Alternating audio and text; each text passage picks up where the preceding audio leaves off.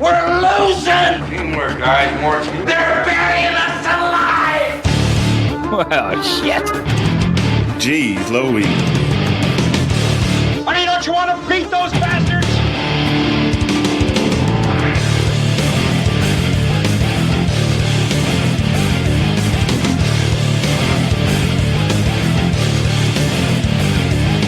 In my book, we're gonna be winners.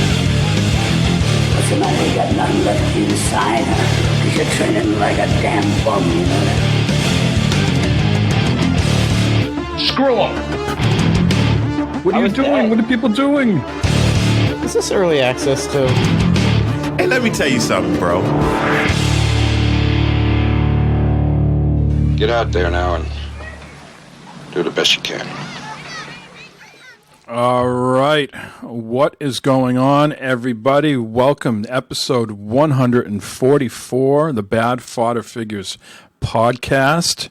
Just me and Matt tonight. Eric is... We don't know where Eric is. He told us he couldn't make it. I'm not sure if he's having a nice romantic candlelight evening with his lovely wife, or if he's on the streets of D.C. cleaning up the shit that's going on there. But Eric is not with us tonight. We will play a voicemail from him in just a few moments. And look at that, Matt hitting us right away with a subscription. What a way to kick it off. Good evening, Matt. How are you? I'm doing okay. How are you? You're just doing okay. Well, I got in a little trouble earlier today. You did? For what type of trouble? Something that I did not do. Ooh, that's my favorite type of trouble. Well, apparently last night, Barb had a dream. And in her dream, I was snuggling up with the neighbor's son's wife on the couch. And I got in trouble for that action, for something that I actually did not do in real life.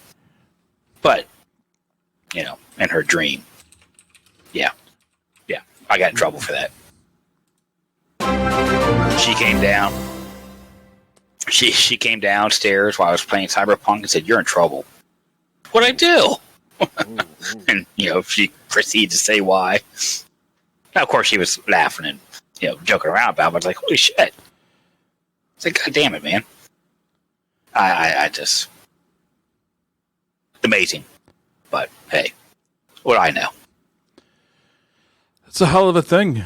Hopefully that leads to... Hype train. Hype train, motherfucker. Hopefully that leads to some kinky romance later. Sorry, Carol. Well, shit. Hopefully that leads to some, you know, something later on, you know?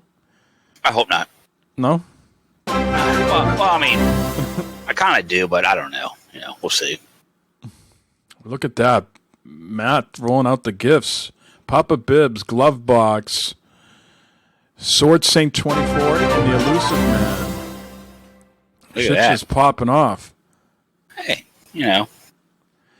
So here we are, episode 144. It's a season of giving. It is. Yes. It is. That's going to play all those now, isn't it? I'm going to hear that 5 times. I'm going to mute it. I'm going to mute it just for now, so I don't have to keep listening to it. Oh. It's still playing it. Did you hear that too? Thank God I didn't do 25 gifts. Right, we'd be here all night. I'm not sure if they can still hear on the stream. I felt like I muted it, but we were hearing it. Ian Hale gifted a tier 1 sub to Team Chaos Theory. Fuck the podcast tonight. We're just thanking people left and right. Yeah, let's do this.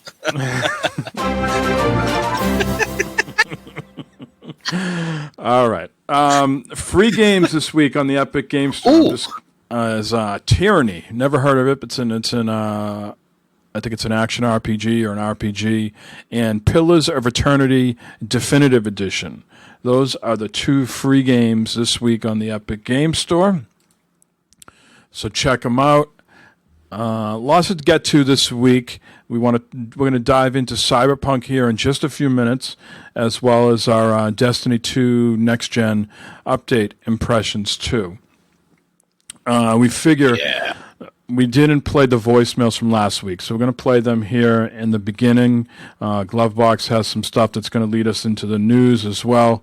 Again, for people just joining, Eric can't make it tonight, although he's looks like maybe he's in stream or just lurking, as the kids will say. Yeah. This first voicemail we're going to play right off the bat is Dub F. He wants to talk about a candy I've never heard of before, and then he's got a football question for us guys. So let's hear from Dub F right off the bat. What's shaking it, bacon gamers? What's going on? Yeah, here we are, December, and it's a little chilly outside. Yeah, a little nip in the air there, ha. Hey, Mike, I see you said you had some bad weather, and I was, scrolling through the internet, and actually came up and said that you guys up there either getting pounded with rain or snow, so, hopefully, since you're that winter lover and you like to build those snowmen, that it wasn't raining, it was snow for you, huh? Yeah, you can have that snow. Enjoy it. Because I hate it. Oh, that's you, though, because you said you like winter and I like summer, and I don't get any snow in the summer, so I like summer. Yeah, but anyway, okay, enough of that. Now, you know what I'm eating right now? I'm eating a Mallow Cup. Yeah, huh? Remember those things? Mallow Cups? And they're still packing those cardboard things inside. It says, once you get 500 points, you can get $2 back. My gosh. I got a whole 15 points. I'm on my way to a redemption of a refund. It's a lot more You know candy. what? I'm not greedy, so here's the thing. You let me know, guys. If you guys want to run a contest, I will gladly donate my 15 Mellow Cup points to your contest. Then we can have a winner chicken dinner. Yeah. I'll do it, because I'm nice like that. Yeah, I'm really nice. Anyway, all right, let's keep it light this week. I do have a serious question for Mike. If Matt and Eric, if you're on, if they want to jump in, that's fine. But here's my question. All right, let's pretend it's the last NFL game of the season. All right, and let's just say New England had a good run, but let's say they're not going to make the playoffs. Okay, you're just playing out the last game for what it is. But your last game opponent is the Buccaneers with Tommy Brady now. And the Buccaneers need to win it to get in the playoffs. So here's my question, Mike. Are you going die hard New England and screw Tommy? Or are you saying, you know what? Hey, Tommy did us a lot of good. New England has nothing to gain, so I'm rooting for the old Tommy boy. Just curious, buddy. Just curious to see where you're at there. Serious question. I'm serious to see where you're at. I'm wondering. Let me know. That's all I got, guys. Stay warm. Stay dry. Don't shovel too much, Mike, if that's what you're doing. And see you next week. Arrivederci. All right, thanks, Dub F. So he's alluding. He left that voicemail last week. We did have a snowstorm last Saturday.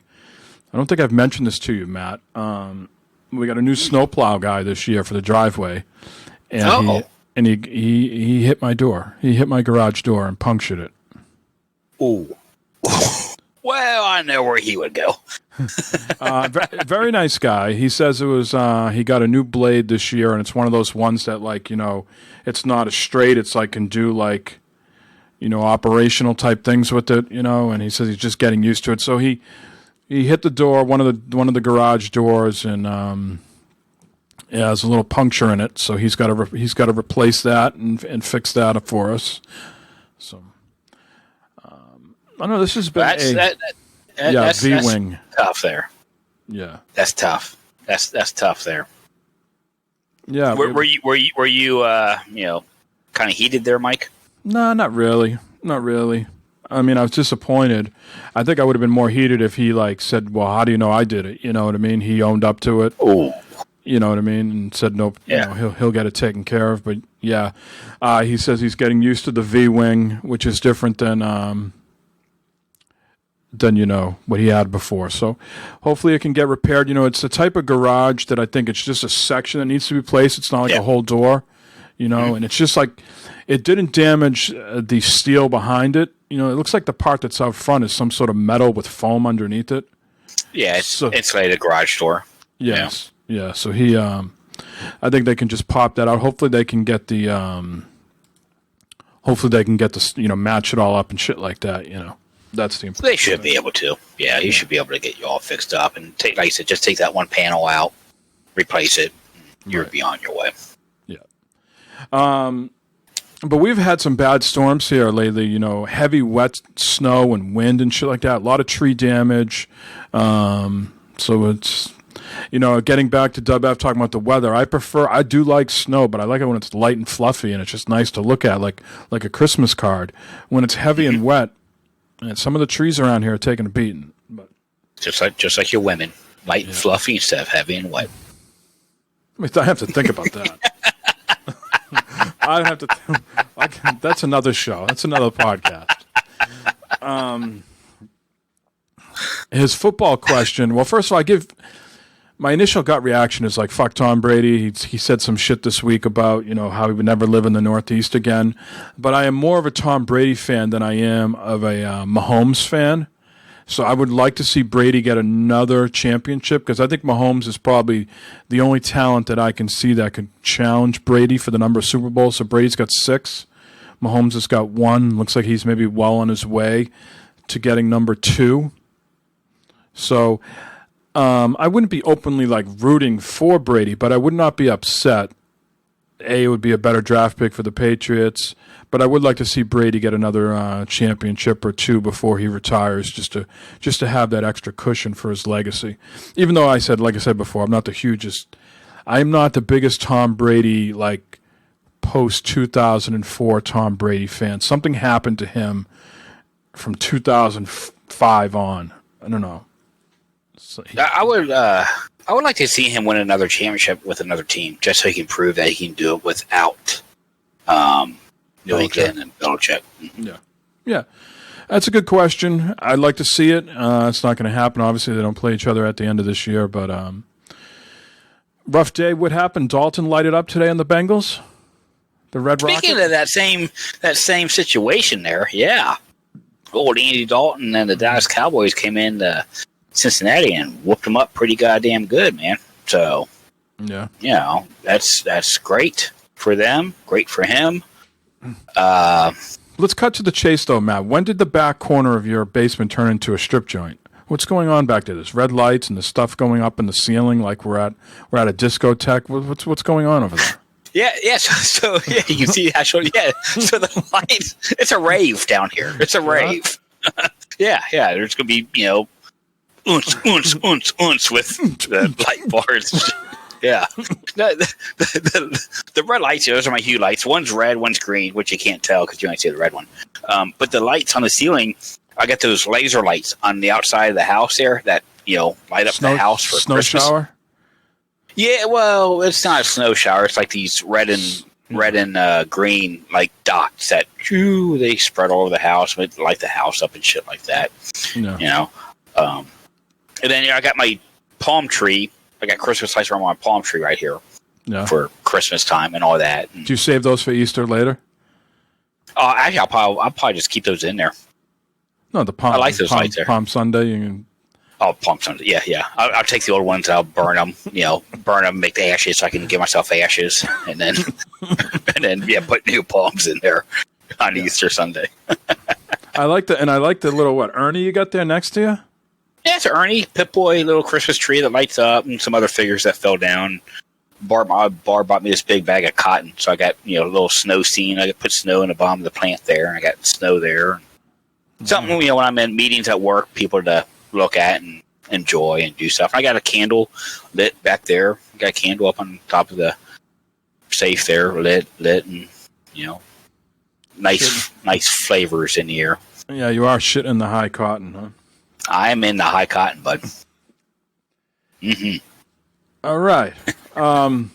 Eric wants to talk about the Game Awards, maybe some Cyberpunk stuff. So we're going to hear from him, and then we're going to get right into our Cyberpunk discussion. So here we go. Leeway. What is up, everybody? This your boy Glovebox. Hey, listen, I'm sorry I couldn't be on the show today. I got to save the world. But anyway, I wanted to talk about some things in gaming, that just recently happened. I want to talk about the Video Game Awards. I was a little disappointed with the Video Game Awards, but I was happy that The Last of Us 2 won Game of the Year. I'm really happy about that. My disappointment came when I was looking for a little bit more stuff from Microsoft. All right. But that's all right. We got some good games coming down the pipe, and congratulations to the team over at Naughty Dog for The Last of Us 2. All right, now I also wanted to talk about some of the stuff that just came out. I was super excited about Cyberpunk, as well as I know you guys are too. But I got to be honest, man. It's the hype was a little too high for me. You know, I'm playing a game only about 2-3 hours in right now, and it's okay, but it's not just like that stellar game that I was looking for. The game was cool. I'm not saying that. It even looks good. I'm playing it on the Series X. It even looks good, but I don't know. Maybe it's just because I'm not deep enough into it yet, so I can't really give a full judgment yet. But like I said, I'm about 2-3 hours in, and it's just cool so far. All right. I don't know. We'll see how it goes along, but yeah, that's all I wanted to call in to say, guys. I'm being the police today, you know, so I wasn't able to get on the show, and I want to shout out Captain Mike and Matt, man, for they keep this boat moving in the water. You know what I'm saying? So shout out to them, and shout out to you guys in the chat. I can't see you right now. I know you guys are in there. I know you guys are commenting and everything, and that's cool. But rest assured, guys, I'll be back next week for sure. 100%. I'll be at work, but I'll be back on. All right. So with that being said, I'm gonna get out of here, and y'all have the rest of a good show, and I'll talk to you guys next week. Peace. All right. Thank you, Glovebox, and as always, we are a Glovebox Gaming subsidiary known as the Bad Fodder Figures. He's Matt. I'm Mike. That was Eric. I think we all know the truth that Eric is not working. He is working on his Glovebox Gaming, empire, and swallowing up other little entities here on this night. I think that's what's really going on. Now, let your mind go here for a minute. You know, the Proud Boys are walking the streets of D.C. right now in bumblebee-type kilts. Could you picture Eric in a nice, Eric's Glovebox Gaming is very similar to the Cincinnati Bearcats colors, right? Mm-hmm. Would you say that they are the same in the same? Very similar. Very similar. Could you picture Eric in a Glovebox Gaming kilt in those colors? I would buy a Glovebox Gaming kilt. For what? To reenact that dream from last night? She can bend you over and slap them buttocks. Sorry, Carol. I never got the whole fucking kilt thing. I never shit on myself. More power to him. Whatever. I never got into kilts. Yeah. I do have great looking legs though, but you have the kilt body. Stop. Especially with the beard and the hair. You put that kilt on, dude. You could rock a kilt. I might like it. A lot of pockets. There's a lot of pockets in those utility kilts, right? A lot of airflow too, dude. Yeah. A lot of airflow. Yeah, your gymnies down there stay nice and cool. Which would be, I have extra airflow because I'm not one of those guys that wears like boxer briefs. Mm-hmm. If you go, this is a callback to the gamers and beta days. My grandfather liked to wear boxers because he said there was more dancing room down there. You know what I mean? And I subscribe to the same way. I need dancing room, and I don't want boxer briefs fucking making that shit all snug in there. I need. Well, what you got to worry about is that shit starting to sag down. Next thing you know, you're sitting on that shit. Yeah, you got to be careful about that. You tell me all along I should be wearing boxer briefs so to prevent gravity. From taking hold? You've seen old lady tits, haven't you? You don't tell me the same shit happens to your fucking balls, dude. Hey, it's easy to get a fucking cock ring around your nuts that way. That's not gonna hold your nuts up. Yeah, it's gonna hold your cock ring. Your cock will be fine, but your balls are still gonna be like a fucking. Like you're gonna be looking like one of them trucks you see down the highway. It's got the fucking fake testicles on the back there. So you're trying to tell me that boxer briefs are AKA bra for balls? There is support there. There is support. No one has ever told me that I should have boxer briefs to support. Gravity's a hell of a thing, dude. To support them for the long. Gravity is a hell of a thing. Now, how come bras don't have that effect on women? Like the longer they take them some off. of them women, they don't wear the correct size or something. That, and plus the 70s came around and no one wore bras back in the 70s and shit, so they just let that shit hang. And do you think if you had to do it over again, you'd be a bra salesman? Like if you were like, let's say like you were back in like the olden times, where people went and got like fittings and stuff like that. Would you have been that person? Would you have been like a tailor for the women? I don't see back in the 40s and 50s many males being a bra salesman. Oh, there they were. Really? I think so. Women didn't work. Come here, miss. Let me see what you are here. Your husband told me to check you out.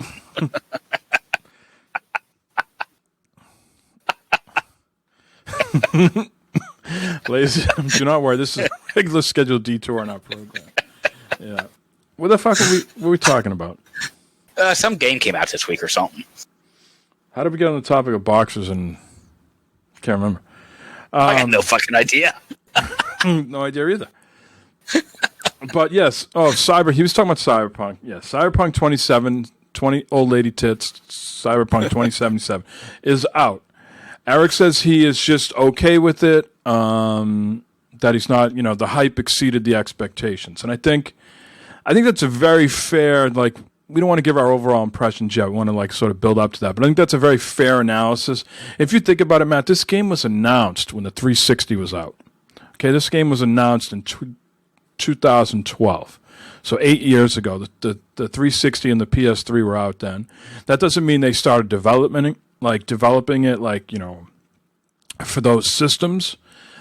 But you have to think that, like, some of the issues that people are running into, maybe not on the PC side of things, but console people, is because they're trying to please too many masters. They're trying to please too many consoles. And maybe at some point, the development needed to switch to, like, the higher end consoles. I'm just trying to think of, like, what would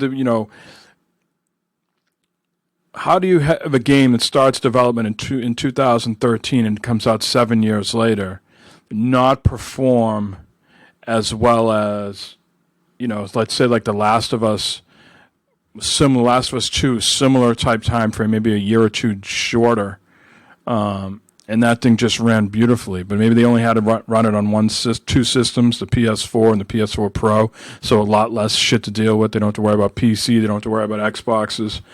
But it does seem from a technical standpoint, maybe they bit off too many systems than they could handle. Well, I think also, you take The Last of Us 2 as an example, the scope of the game. Last of Us 2 is a pretty linear. Pretty linear game. One storyline for the most part. They don't have to do all the NPCs and all the shit going on in a bustling world. Right? Correct. Correct. But let's sort of take it here from the top. Those are my, like, overall, like, the hype thing. I think, like, 8 years. I think, man, how many games have been in development for 8 years and came out and knocked it out of the park? There has to be less than a handful. And certainly this game, I think, can deliver that over time. But let's start from the top. You boot up the game and you're thrust into the character creator. What did you think of that? Standard, besides the dong, we'll get into the dong creation in a minute. But pretty standard. Were there enough options for you? Yeah, actually, I'm surprised it wasn't more robust, the character creator. Pretty, had the standard hairstyles in it, colors and so forth and that, skin colors, all that. I'm surprised with, like, the body type for both male and female. You couldn't make more decisions there as far as short, fat, muscular, that type of thing. It was just, okay, you're going to be male or female. Okay, you choose that. And then you go in, they had your options for eyebrows, eyes, the standard stuff. But I'm surprised it wasn't more robust as far as actually taking, and making your cheeks bigger and, with your control sticks, have some of the things that, you're moving your eyes up and around and all that shit. You got to think that's coming in an update where you can go to, like, a chop shop and change your look. I think they added that later on in The Witcher 3, that you could go in and edit your character. I don't think you can edit your hairstyles and stuff now, can you? Just your clothing? just your clothing with the stuff you find off the street and stuff. Well, I think there's buy. stores that you can go to and buy too. I haven't been to any of them, but I think that's the type of stuff I have no problem with them adding later on. You know, I think that will come in some sort of update, whether that's the next gen update or like their big, like, you know, first, you know, 2.0 edition update. I think you'll get character editing later. I think, you know, get the game out, get it stable, get a majority of the people happy, and then we'll add that shit later on. And I think there's a very valid thing. This is what Jeremy always used to say. Is like, you know, I spent all this time creating my character to never see him again. You know, it's a first-person game. Yeah, you only see him in the car, or if you see him, if you get on a motorcycle, and you're in third-person view, you get a better look. You know, from the back. But the only other time you see him is when you go to your inventory, which is often. You go to the mirror. Let's talk about the mirror at the apartment. So eventually, the apartment is your home base. Oh, okay, yeah. When you go to the mirror, are you ever the same as you look? I'm always bald. I'm always reason. Bald too. And one time I had no clothes on and I had a vagina. I tweeted that picture out on Twitter this week. Yeah, every time I go to the mirror, I'm bald. I was like, where the fuck's my hair? I thought maybe because I had a hat on. So I took the hat off. Went back to the mirror. Nope. Still fucking bald as a fucking Telly Savalas. I tweeted the picture out. I had a full head of hair, but I had a vagina. I don't know. I was not naked. I was not naked in mine. Yeah. So, you know, everybody in chat can chime in as well who's playing the game. Is there a purpose for having what is the dong slider? What is the purpose there? Like, at some point, am I going to be able to, like, romance people like I could in The Witcher? Does that come into play at all? Or is that just them, like, you know, trying to be, like, cover all their bases and make it authentic as possible? I'm not going to give much away, but yes, you there is some dong interaction with other characters if you do it right. Really? I mean I don't know, but I gave myself a big dong. I mean, who wouldn't? Cool. But you know, the thing about that whole part of that is the subtle effects that they gave it when you're messing with it. You know, when you're moving it just kind of wiggles and, you know, moves and shit as you're turning and doing stuff and switching sizes and everything. It just kind of, you know, whoop, there's there I am naked with the vagina, and what happened to my clothes? Where'd they go? Now you might be able to argue that you don't have the but they just don't have the mirror going down long enough. I was able to angle it. I was able to angle. I couldn't take the picture that way, and I don't know if I had a vagina. I just had nothing down there. It was just like I was nothing. I was just a full-on droid. It was just there was nothing down there. It was like no parts at all. The look on your face. Is this what your wife sees before you go into bed? I mean, is this what's happening somehow? When you're Somehow I created a character like between like Dave Navarro from Jane's Addiction and that beard guy. You know that guy that hawks all the beard products? That's like he's like this like guy in his like late 40s, early 50s. He's got the mousse out and he's like, you know, combing his beard and all different combing techniques. This is what Mike sees himself as he's getting into bed at night. This is how Mike sees himself right here. Hey, we don't see your where's your fucking guy? Is your guy looking like you, or did you create something fucking off the wall? I couldn't make a short, stubby, fat guy, so no, he doesn't look like me. What type of haircut did you give yourself? Kind of the shaved on the side with the hair kind of spiky type hair with shaved sides. I gave him a beard, brown beard. Did anybody try to create the guy that's on the cover of the game? Yeah, I thought about that. I have not seen. I don't know if you can, because that guy's not like he's not the default like preset when you log in. Right. Yeah. Did you go through any of the presets? No, I didn't. Some of them are pretty goddamn hilarious. somewhere. I should have picked one of them just for a fun time. But Man, I think it's pretty clear that I didn't go through any of the presets. Look what I ended up with.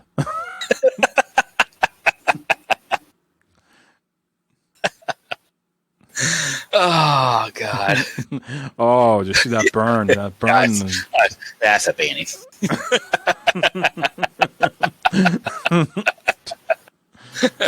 Yeah. So circle back. You're saying yes, that the dong size comes into play later, or not that the dong size, but you have a chance to have sex later at some point. Yes. Okay. Yes. All right. Not that I've been there yet, but I've seen some stuff. Okay. So yeah, there is some shit that happens at some point in this game. This all comes into play. So, what are your overall impressions of the optimization? How do you feel it's running on the X for you? Optimization is a very broad thing to say because the game is janky. There are some glitches and shit that happens. As far as graphics, once I turned film grain off, motion blur off, the game looked increasingly better to me. So that was fine. I think it's graphics wise, I'm looking forward to the update that happens eventually at some point. You know, yeah, there's yeah. So there's shit like that I see, and I've posted a couple of things on Twitter, where there's a lady sweeping the floor and there's someone leaning down like that in between her legs. And it's like, what the hell is that from? So optimize, no, but it's running better than Noah's is on his PS4 Pro, and he got a big old update on his, and he says it's running better now on his than it was. I do think I do think the first update or the updates that have come out, it's progressively gotten better. Yeah, right. Wouldn't you say graphically? I haven't seen anything better yet. I think the visuals, the sun, the lighting, things look a little more. The more and more I play it visually, it's more and more impressive. So I think we're just going to have to wait and be patient on that type of shit. At least on the consoles. I'm sure what I is seeing on the PC, and I'm sure what people are seeing on Stadia, is perfectly fine right now. But I think us console people are going to have to wait for these periodic updates, and then of course for the next gen update. Yeah. The game's definitely janky. There's a scene where I'm talking to Jackie, and he's eating one of them Chinese containers, and he's got chopsticks. Well, the chopsticks are just like sitting there, and he's still motioning with chopsticks in his hand while there's chopsticks in there. So it's like that. There's a guy eating a hamburger. He'd holding it. There'd be no hamburger. Put it to his mouth. The hamburger appears. Puts his hand down. The hamburger goes flying out. Then the hamburger flies back in. I put that on Twitter also. Yeah, there's this guy here who, feet in the ground. Out in the streets with no feet. Yep. There are some... Yeah, I put a couple of things on Twitter myself. Some funny things I've seen and saw. Like the game's janky. Okay? There's no doubt about that. This is one thing that pisses me off. That's not janky from like a visual perspective, but it's causing me a lot of anxiety, and people are going to laugh and go, "Oh, what do you fucking care?" It's not like a real traffic jam, but I saw this one. Yeah, this gives me a lot of anxiety. Like I am pulled way over to the side.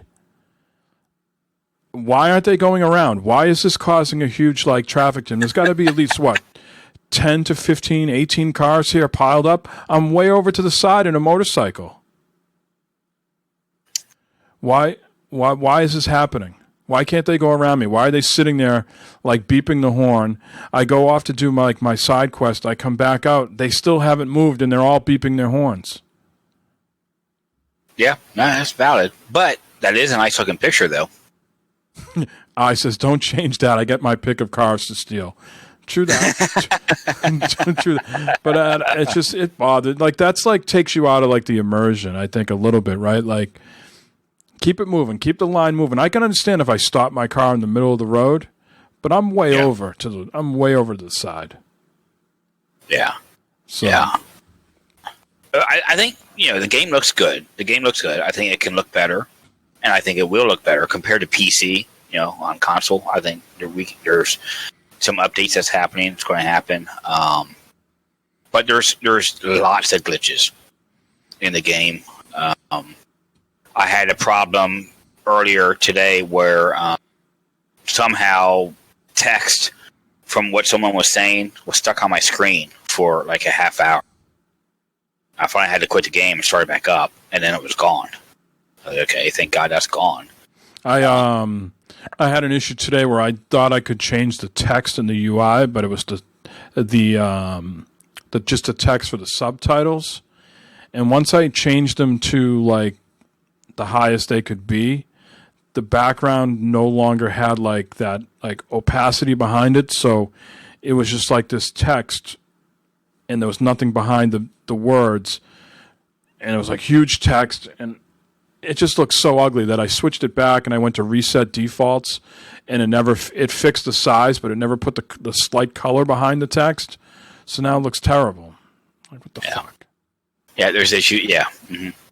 And Iron Hell, getting the gameplay here a little bit, but yeah, Iron Hell says that you have to look both ways before you cross the street. That is the fucking truth. Those motherfuckers will run you over if you walk in the street, man. They will hit you. They will not stop, and you will die. So be careful. I haven't experienced that yet. I have not. Oh my gosh, yeah. Look before you cross the street, man. Just like you learned growing up. Look both ways, twice. Maniac says he's on the first mission and it already shut off his console. Let's talk about that. This is, we're still talking about technical optimization stuff. So far, I have not experienced a complete console power off. I have had one crash to the dashboard.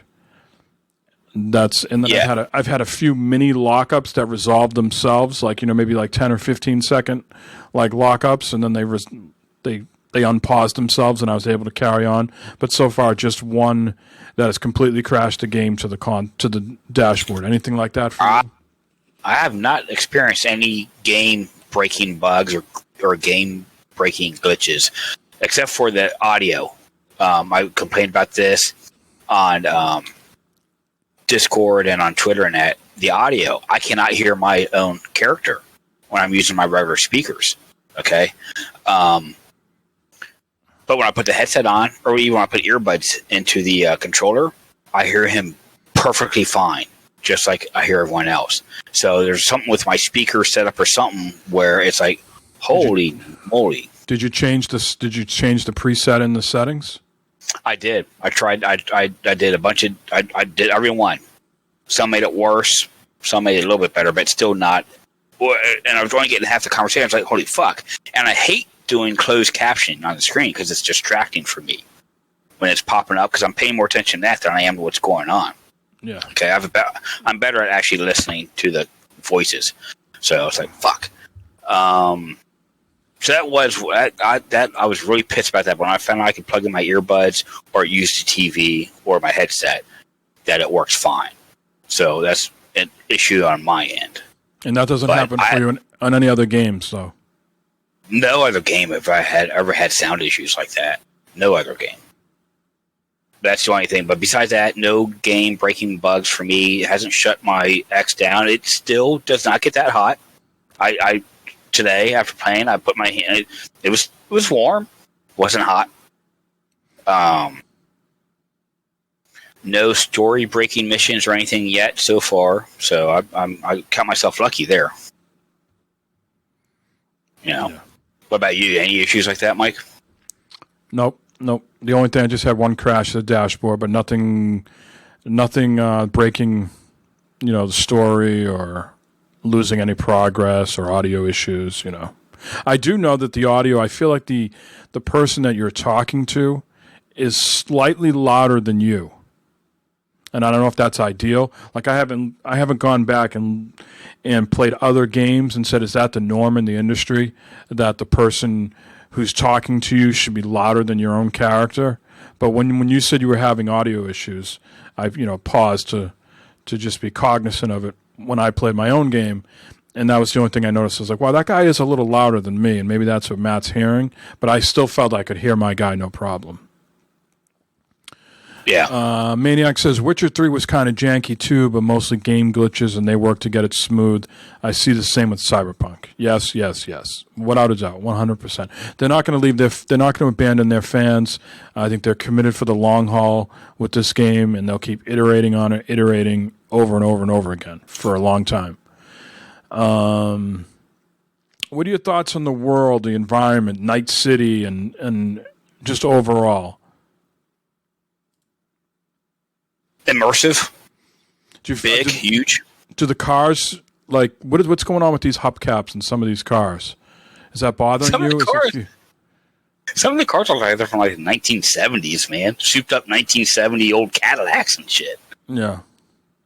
Nah, I mean, the cars don't bother me. They don't seem as futuristic as what I thought they would, because like I said, they got that 1970s vintage look to it. Some of them, when you open the doors up, they do. Yeah, when you get inside and that, yeah. Now, driving them is a whole other world. Holy cow. You're talking about some non-responsive vehicles. Holy moly. And I wish they did like GTA or something like that, where when you're driving, the faster you go, the more your mini-map spread out, because it stays focused in. And when a turn comes up, bam, it's right there, and you got to fucking turn without any warning or anything like that. It's like, fuck. So it'd be nice if it spread out to kind of show you a bigger picture. And then as you slow down, it kind of got in and showed you where to go a little bit easier. I want to phrase this next question in a way that's not spoilery. I don't think it is. It's just a thing that happens, and there's really no, like, the town that you're in, you really can't get out of. And is that because that's DLC coming at some point, or is that because you got to complete go further in certain missions at a cerern point, and then it opens up?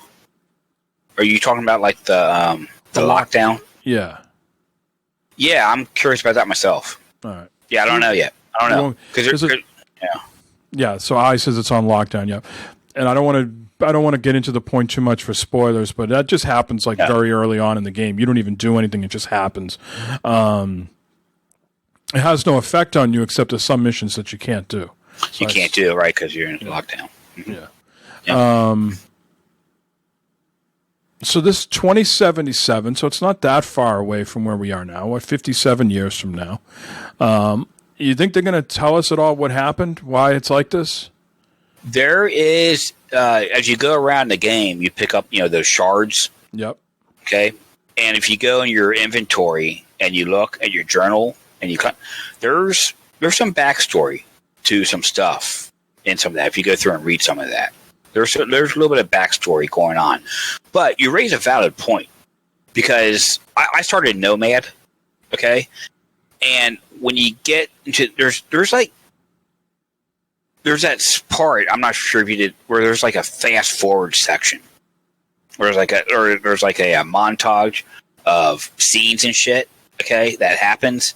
Then all of a sudden it's like 1 year later and you're in town. It's like, okay, but there's no like story.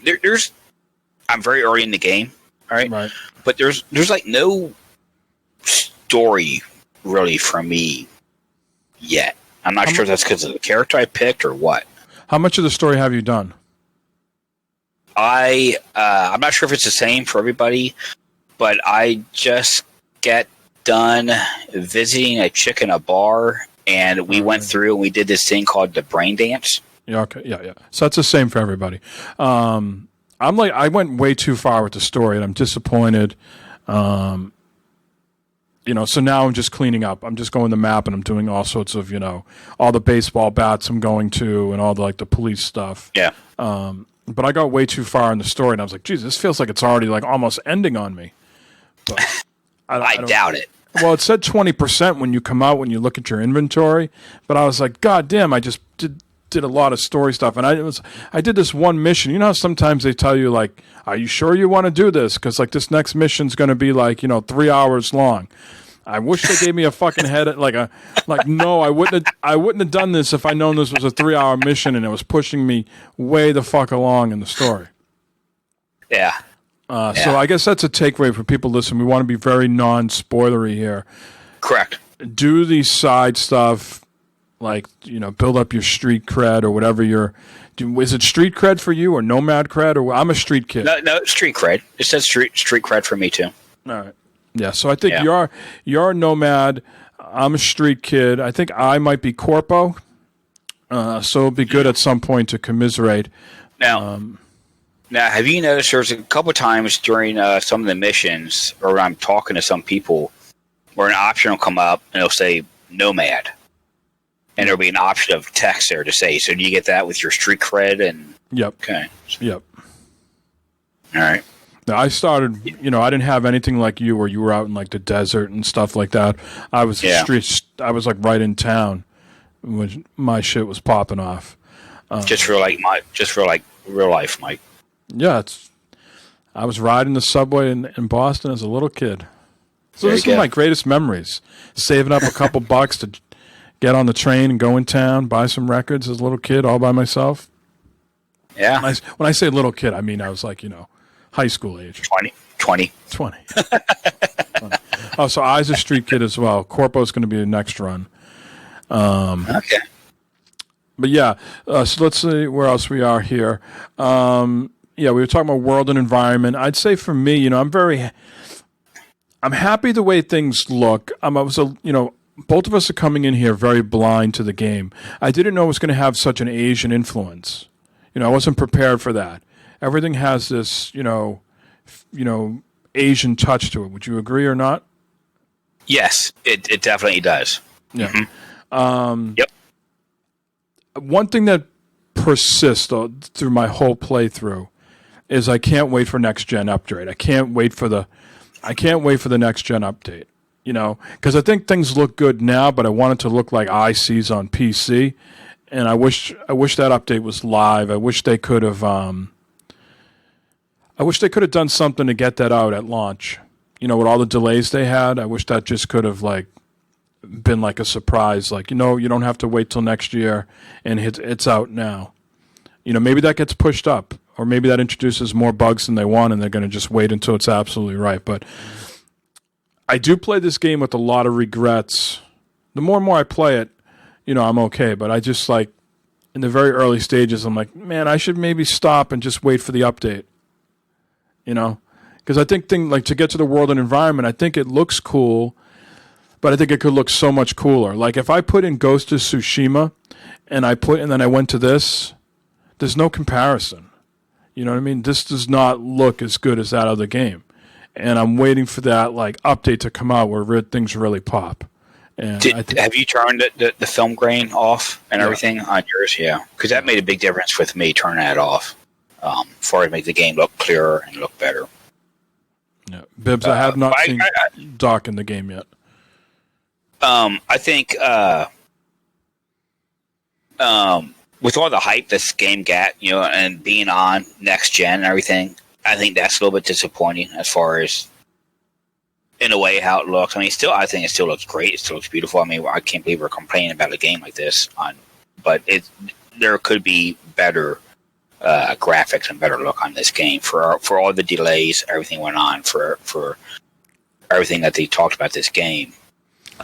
I do think something that's going to the update's going to fix a lot of that, but I think what they're talking about in chat right now is going between in their next run playing as Corpo and Nomad. So let's say we finish this game, and who knows? We're not the type to play over and over again, so this might not be the truth for us. But let's say we wrap this up before the next gen update comes out, and maybe that's not possible for you. You haven't finished The Witcher 3 yet, so maybe you won't finish this either. I don't know. But let's say we do finish it before the next gen update. But we don't want to replay it again. Well, you could replay it with a different angle, right? You could now, the next gen update is out. Wow, I really like that. I want to see it on next gen. So now I'll try to play as a street kid, or maybe I'll say, I'll play as a Corpo or something. Yeah, I think just like Witcher 3, they made all these updates to that. They've improved the quality of life, in that game. Just like Borderlands did some stuff there, and I think there's the same thing could happen with this game here. There could be some quality of life things that they upgrade. There can be obviously the graphic updates and that, but I don't see any updates as far as story and stuff going. So if you want to play it again as a different character, then go through it and you can make different decisions and do different things. This is a very wide open game. And I don't think this is a game that's going to be meant to rush through and play. You got to take your time, look at stuff, read things, I might not do any story stuff until the update comes out. I might just like keep leveling up my guy doing. I could easily see how this game could be around 175, 200 hours. Just trying easily. Just trying to do all the stuff on the map. That's not story. That's not main story. Yeah, this is. I mean, I don't know if we want to get into it, but like if you go into your character creation, all that, how deep that is between the cyberware, between the different points you can put in different things in that. This is a very deep, very immersive game. There is a lot there. You can really customize your character to how you want to play. This is, a role-playing game for sure. Where you can also choose. I think you can also play it the opposite, like either way you want. Like you're saying, you can get very deep in the game, right, and be very immersive. I also think 100% you can just go to this game, run and gun, and just do story and be done in 12 to 18 hours. If that's what you would do, that's fine. But I think you're missing the whole purpose of the game. Yeah. You're missing the whole purpose of the world that you're in and everything that the game's trying to offer you. I think you're missing out on a lot. You can certainly go and do that, but I think that's a mistake. Yep. And I think those are the people that are like, well, this game sucked. This was a horrible game. It was only 12 hours long. Well come on, bullshit. I don't know how long it would take you to mainline the whole thing and just do that. Yeah, I'm hearing anywhere between 20 and 40 hours, maybe just doing side missions and main story. But I think if you do all the side stuff, this could easily be a 200 hour game. Yeah, Iron Hell just says I was 20 hours in before I got to the title screen. Yeah, I was a little bit shorter than that because I did that fucking stupid mission, man. So I'm not even knowing where you guys are talking about to be that far and what's happening there. Yeah. So after that, well, I don't know. Don't answer this if it's going, but like after that title screen, does it like open up even more or something? It didn't feel like it, but just more like I didn't take a screenshot, so I can't say exactly. It just felt like it looked the same to me, but there's just more going on as far as the main story and things that happen in that nature. I don't want to get any more involved in that. Sure. Let's talk about the characters that you meet along the way. Do you like them, not like them? I mean, again, we're going to try to keep it loose and free here, not get into spoilery. But just whether it's when I say characters, I don't necessarily mean the characters that you play with in like the main part of the story, but like the NPCs and the gangs and like just characters on the street. How do you feel about like those? I think some of them are, pretty entertaining, pretty funny to look at. It's funny, it's weird walking down the street and you'll see one guy dressed in like a gold tracksuit, and then you see someone in this just like underwear and a freaking cowboy vest on. It's like, what the hell? And here comes the jankiness of the game sometimes again, where I'm standing somewhere, I look, and there's a guy in a leopard skin type of furry jacket with blue jeans, white sneakers, and I turn around, and there's the exact same looking guy. Exact clothes, exact face, exact hair, everything. There's two of them right in the same area. It's like, okay, that's, come on. You never heard of the Pimp Twins? Well, apparently it's something in this game. Yeah. Do you feel that there's like too much like hustle and bustle going on? I know it's a fine line. Like you play some of these types of games and you feel like the cities are dead, right? And then do you feel like there's just too much going on though? Do you feel like it's a little too forced or no? Like could they dial it back a little bit? Like where are all these think they could. Where are these fucking people going? And why did like half of them fucking appear like strung out? Like they're just like they've been just like doing meth for like a fucking month straight, and they're just about ready to keel over at any particular like destitute. So many destitute people. It seems like. Does that does that part of the story get back filled in? I think there's a reason why, like, a lot of these, is it just because the corporations have taken over and the haves and the have-nots, and there's just people that are just fucking strung out? Yeah, that's what it seems like. You know, I mean, you'll be walking down the street and they're just moping along. What the fuck? You know? There's like a lot of like guys like carrying like women around and shit, like, you know, like Amo, like, you know, holding her and shit like that. I'm like, yeah, a lot of people puking. A lot of people puking too. It seems like. I caught a couple dumpster divers today. Did you? I ran into some guy taking a piss. He was pissing on a garbage can. All right, he took his dong out, and it looked like milk coming out for one thing. Okay, so he's certain pissing, then you can see him eye level up here, Matt. You're not supposed to, you know, when you're at the urinal, eye level. Why are you dipping down? So he zipped up. Did you tap at the same time? How many times? There's still piss coming out as he's walking away. There's still a stream of piss coming out of his pants as he's walking away. Did you get some toe taps too while you were next to him? I tried. It didn't work. He just walked away. What the fuck you want? And then that whole thing, he was creepy while I was doing it because he's like staring at me. He's like staring at me. Of course, I was watching him pee, but yeah, he's staring at me. I was like, what the fuck? And then there's the problem. I don't know if you've experienced this, but like if there's a battle or a fight, everyone's like cowering. Yes. For like in like a 2-mile radius. Yeah. They need to fix that. They need to fix it because it takes you out of the immersion, right? I understand like the people that are like the innocents that are in like the immediate like harm's way, but why? Yeah, why am I 3 blocks over and people are ducked down? Yeah, right. Yeah, and scared and stuff. It's like, what the hell? What happened? What's going on here? Yeah, they'll tweak that shit in the back end, you know. But now you said on Discord that you were getting into a lot of fights. I assume that you're running into like other gang members and you're getting too close to them and shit like that. Yeah, I found out. That's what I found. I guess it's you guys said the people with the yellow like triangle bar above their head type of thing. That I guess are thugs. Yeah, it's what it says. Some of them are wanted in that, and you can go through. And if you get too close, they stop and they stare at you, and then that bar builds up, and all of a sudden it turns red, and they're like, "Fuck yeah!" They're like, "Get the fuck out of here!" They start beating you. I said, "Well, I was just fucking walking down the street, man."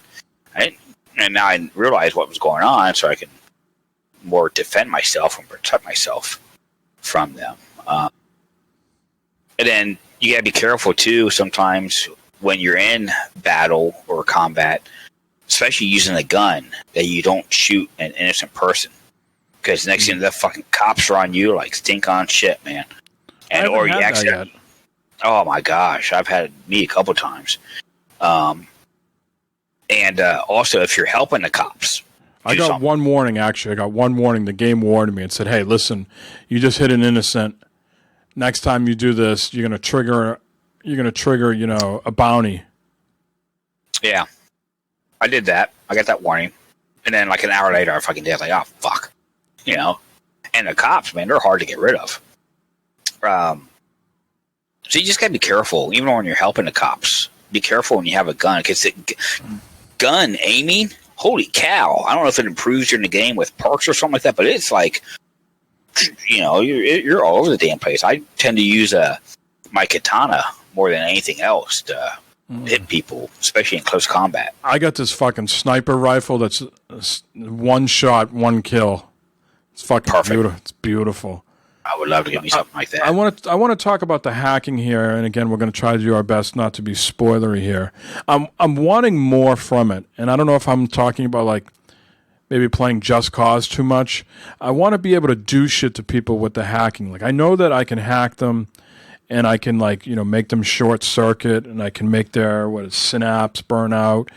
But what I'm looking to do, and you guys are going to tell me, oh, yeah, you can do this, and this is how you do it, and then I'm going to hang up the podcast and go do it immediately because I want to do it so badly. But what I want to do is I want to be able to chain react things. I want to be able to ping, like, all the things together and then press, like, a master, like, blow shit up button. So everybody gets, like, shocked and, like, the things, like, everything starts flashing and all the money machines start spitting shit out. I just want to cause, like, mass havoc by pinging everything together and then setting off a chain of events. I'm sure Jay will say something in chat here, Iron Hell. But I do believe that as you gain more perks and you upgrade your software and you get different perks and different mods for your cyberware, that you will be able to do that stuff. Yeah. So I mean, I have a pretty beefy OS right now. I have a rare one that's got like 6 slots or something like that, 6 mod slots. Mm-hmm. I got a lot of cash in this game, and I did something to get rid of a lot of cash. I want to be very loose with that. And then I replenished all my funds to get my money back, and then I bought myself an OS. But yeah, I'm just really looking, because for right now what I'm running into, like, what is the purpose of me hacking all these things? Is it to build up like stealth credit? Is that why? And the purpose? Because I can tell you, I feel the game is very fucking easy. I could walk into those gang things and go boom, boom, boom, you're all fucking dead. Pick up their shit, throw them in the dumpster, and walk on with my life. I don't feel like I'm getting any benefit except unless I'm building up XP for certain perks along the way. Is that the incentive to keep doing that? Because I can build up my street cred just as easily killing everybody with my sniper rifle and then moving on to the next fucking group of thugs. I pretty much think that's it. You're gaining XP, you're gaining different street cred and all that stuff. I've had to check to see what setting I have my game on. I have it on normal. I got mine on normal. I'm playing on normal. And I'm fucking not. I am not dying now that I have a lot of street cred and I got a different OS. I mean, I'm just walking up to dudes. They're like shooting me, like saying all this shit, and I'm like, yeah. All right, you're dead. Next. You're dead. I'm like, I mean, I could sit here and hack all this shit, but I could also kill you all and get all your shit, sell it, and build up my street cred too. So you're not playing the game stealthy at all. So I'm doing stealthy. I try. I make my best effort, and inevitably what happens is I trip something and they start coming after me, and I'm like, all right. But you're trying to play it as stealth as possible. I'm trying to do stealthy. Yeah, I'm trying to get up behind people, sneak up and break their necks and that. And let's back up to a minute. The hacking. Yeah. Hacking those terminals, that little mini game. Yes. What a fucking learning curve that was to try and figure that shit out. Well, let me tell you something here. The bigger, the better OS you get, it shows you the path for like a quick second. It shows you like where you need to go. Oh, yeah? If you can memorize that within it like flashes on the screen like in an instant. But if you can memorize that, then you're good to go. But yeah, it is a learning curve for sure. The breaching. Big learning curve there to do that. And just a little hint out there for people, try and go for the big one at the bottom, level 3, because more times than likely, if you do that one there, as you're doing that one, it'll end up doing the other ones also.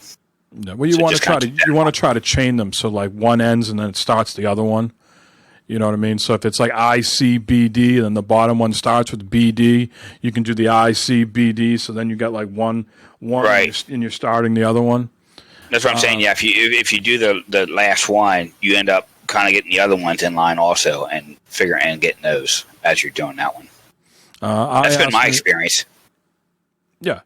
I asked me, what have you put your attribute points into? Mostly I've been putting them into, I think, like intelligence and technology. I'm not sure if that's the right names for all those. In the beginning, I always do body because I want my health to be as healthy as possible.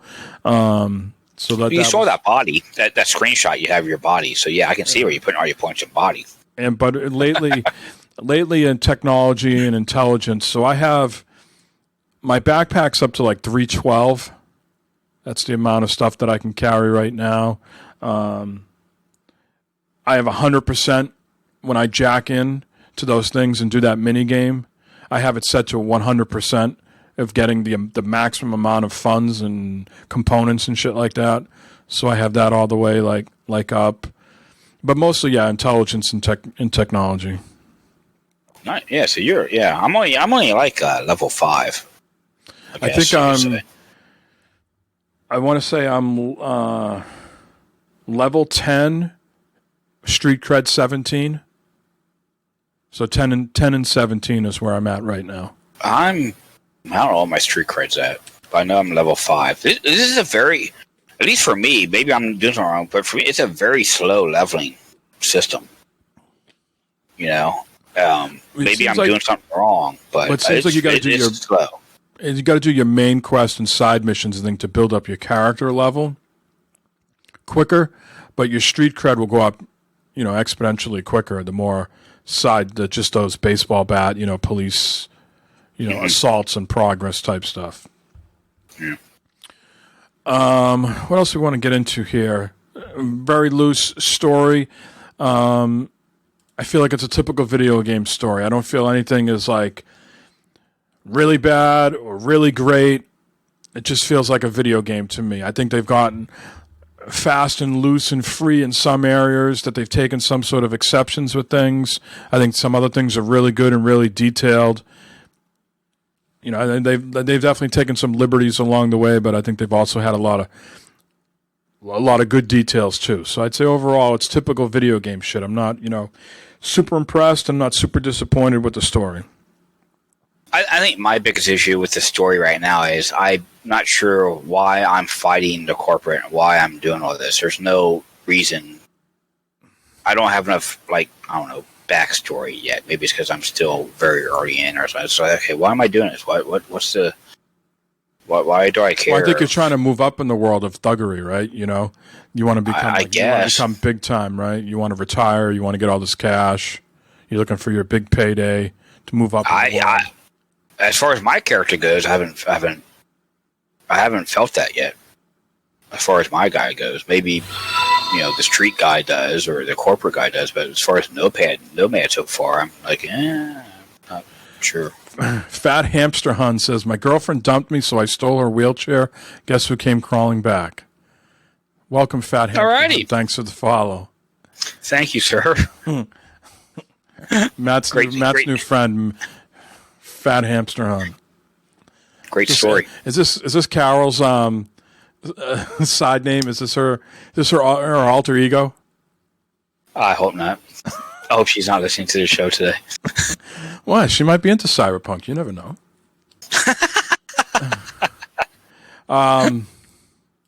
So yeah, you haven't done too much of the story yet.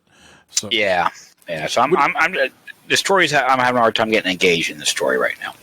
We gotta move on to some other shit. But let's talk about overall impressions, Matt. I think if you said to me, if you had me do the podcast on Thursday, Friday, or early Saturday, I might have had a much, much different impression than I sit here on Sunday night. Early on, I think like Eric felt was how I felt. You texted me during the day on Thursday or Friday and saying, what's your thoughts? And I said, meh, very meh. Yep. But the more I got into it, figured out the hacking, figured out my character, got into the combat, I'm really liking it. If I had to give a number on it right now, Mike, what do you? I give it somewhere like a low 80s, 82, 85, somewhere in that. But I think it's got a potential to be in the 90s for sure. And I think those updates will come over time. And I just think for people listening, you're going to have to make the decision: can you stick it out with a B+, A- type game, or do you wait for a solid A+? It really depends on what you got in your backlog, where you are in your games right now. If you're gonna jump in at this particular time, it's gonna be a little rough around the edges on console. Your mileage will vary on PC, Stadia. I think you're in a good spot. But if you're playing on an Xbox One and a PS4, good luck to you. I'm not sure if that's ever going to turn around for you. But I'm liking it. It's my type of game, Matt. These open world games are really my jam, where I can sort of hone in on a particular aspect of the game that I want to drill on for a long time. Like right now, I'm just cleaning up the world of all like not even the side missions anymore, just those baseball bats, the assaults in progress, the murders, the cop stuff. That's all I'm doing right now. The blue things on the map. Yep. And I feel like I don't want to be like work related, like I'm just trying to knock out a project, but that's what it feels like I'm doing. I'm going in and I got a set goal of what I want to do, and I just keep doing that, and that's maybe that's just the way my brain works, but that's how I like my gaming of late. I did that with Tsushima. I just focused in on certain stuff I wanted to do for a long time. I did that with Spider-Man and Miles Morales. I just did the collectibles. So, yeah, I agree with pretty much most you say. I think people got to realize this isn't a fast game. This is a slow game. This game, like Jay says, has a high learning curve to it. They don't handhold you as far as this whole set up your character and stuff like that. I mean, there's tips and stuff around as far as, the world, but as far as like managing your inventory and upgrades and all that stuff there's a lot of shit there.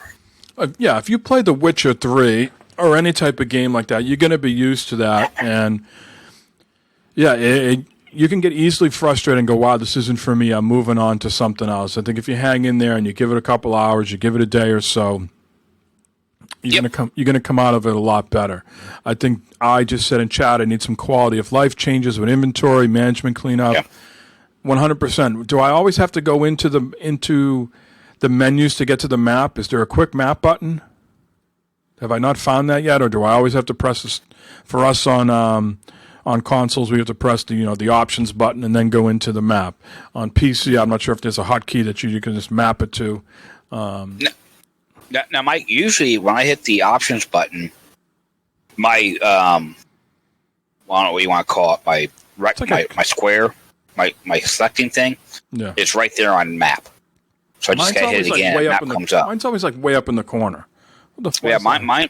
When I hit that, it's boom right there on map. So I hit it again, my map pops up right away. So yeah. Sometimes I press the options button and nothing happens. I have to press it twice. That happened to me with the save. Save a lot in this game, by the way. Yeah. Save a whole lot. Yeah, I have a save. Pre that 3-hour story mission I was talking about, and I have a post. I have I could go back, but I don't know. I've done so much since then that I don't really see myself going back. But if I wanted to go back and not go down that path of having done the story, I could do that. But yeah, save a lot. Even though on Xbox it saves for you and shit like that, it's always good to have a manual save. Yeah. But what are you feeling overall? Like you giving it a 2 thumbs up, a thumb and a half up, and a thumb and a half down, or you still going to play it? Do you see yourself sticking with it? Oh yeah. Like you, the more I've played it now, especially this morning, Iron Hell had a nice little chat on Discord. He was kind of giving me little hints and tips as far as inventory and how the upgrade system and everything worked in that, which I was kind of figuring out. But I just you got to take your time and look and see what path you want to go in this game. And now that I get the audio figured out, that's really made it better for me. That works better. Do you have the pack mule set up? What's the maximum you can hold right now in your backpack? I want to say 260. Yeah, 260 maybe. Maybe it's 260, 280. I don't know why 280 comes to mind, but yeah, maybe it's probably 260. Yeah, I'm up to 312. Can you go beyond 312? I haven't seen that yet, but I'm up to 312. I put 1 point into it today, so I think that put me at 260, whatever. But yeah. And then I'm focusing on intelligence and technical, that stealth side to it. I'm putting points in my body, for more health. But I'm focusing more on the hacking and the stealthing, because I think that's what the game is, being future and stuff like that. I think overall, I would give it a 7 out of 10. 7.5 out of 10, somewhere in that range right now. The game, for being in development for so long and having the issues as it came out, I think that's detrimental to it. It's like, really? You had all this time, to do all this and make all this work, and there's still all these glitches and jankiness happening. Do you feel like at some point they needed to either shit or get off the pot? Like they need at some point in the development, they said, you know what, we're being too ambitious. Do you feel like it's trying to be a lot of games all in one? And maybe they needed to say, all right, yeah, like I'm about to go to like a house remodeling project, right? We're going to try to make our kitchen like front to back. I'm going to take out the in-law kitchen and put all new windows in and shit, like so nice, like reading room, and my wife and I are having discussions like, are we just going to go, she wants like these 3 windows, like, sort of the room comes like an L shape, and she wants 3 windows here and 3 windows there. Now, is it just going to be 3 windows that you can get from like, Anderson windows, or are these going to be like custom windows where it's just a big pane of glass? You know what I mean? These are decisions that we have to make along in the project, like what's realistic and what's dream. And the same thing when they were developing this game, like at some point did someone said, you guys are trying to be a little too ambitious here. You got to do what you can do well, and the other shit maybe you can add on or do in your next game or whatever. Do you feel like they've tried to smash too many elements into one game? I don't see that, because there's no. If they did that, then there would have been like the barbershops and shit like that, where you can go in, you can change your hair, go to the barbershop and do that. Or there have been restaurants, you go into restaurants and eat food and all that shit. But I think as far as how deep they made your character creation, hell yeah, man, they went all out on that, man. There's some shit there. This is for people who want to customize their character the way they want them. This is the game for you, man. But what about the crafting? Let's talk about like at this particular stage of where I am. Why do I need a craft? I'm getting so many different guns. They come so fast and furious to me. Why would I ever craft a gun at this particular point? Because I'm just going to pick up something that's better. Like maybe the crafting was something that they got waylaid by, and they could have like not done. They could have just said, all right, you got these guns with mod slots, and you're going to pick up mods, and you can switch out your mods. Why do I need to craft shit? Like, have you crafted anything yet? Have you found any sort of like need to craft? Because I'm just picking up guns. Like early on in the game, my gun could be like somewhere between like 50 and 60. 7 hours later, I'm now picking up guns that are like 148. Like, if I crafted a gun early on, it would be utterly useless to me compared to where, the gun I have now. There's a pistol I have that I like this pistol, and I've upgraded it for better DPS and that. So I have done that just because I like the way this pistol, I like the way it feels. Does pretty good damage. It's easy to aim. So, yeah, I have done that, but I see your point though, because you're picking up stuff all the time, legendary stuff, blue stuff, whatever. I guess if you get something you like, then yeah. I says the perks in the crafting tree gives you higher powered weapons, armor, and mods than when you get dropped. Yeah, that's all fine and well if I'm feeling like I'm running into situations that I can't get out of and I need more power, like overpowered shit. And maybe I'm playing it. Maybe I should be playing on hard to take some benefit of that, but I find no reason whatsoever to craft shit, because I'm just going to pick up shit that's going to be more powerful. And I can tell you honestly, I'm not having any hard time with any of these, gangs and anything like that. Now maybe I'm going to run into a boss at some point that's going to give me a hard time. I haven't encountered any bosses yet that I know of. So I haven't really. Yeah.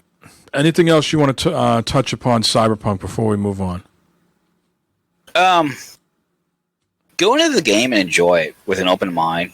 Don't be afraid to Google, tips for it to help you out. I do that all the time. Tits. Oh yeah, tits and ass.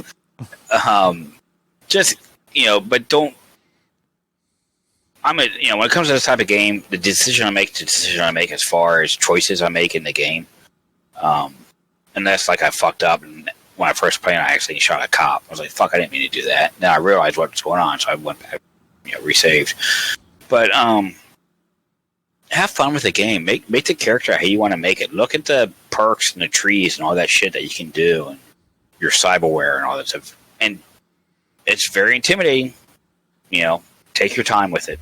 Get into it. It's not a game, and I don't want to be like a prude. It's not a game you want to play around the kids.